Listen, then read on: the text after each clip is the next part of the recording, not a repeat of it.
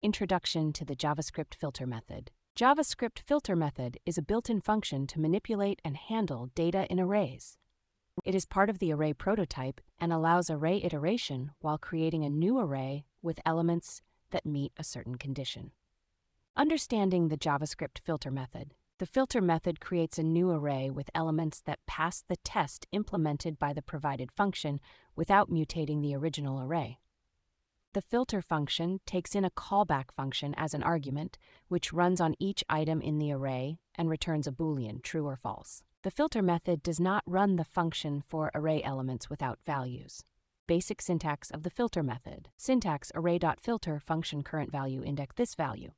Current value, index, r, and this value are the parameters of the filter method. Current value is the required parameter, which represents the current element being processed in the array. Index, ar, and this value are optional parameters. Example of the filter method. The filter method is used to filter out even numbers from an array in this example.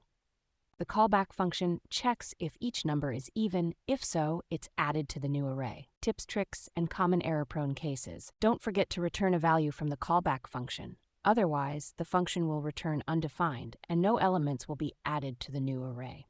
Remember, the filter method does not mutate the original array, it creates a new one. Use arrow functions for a cleaner syntax when running your filter method on a single line.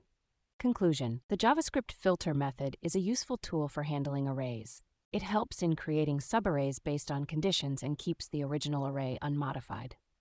By avoiding common mistakes and following best practices, you can harness the full power of the filter method.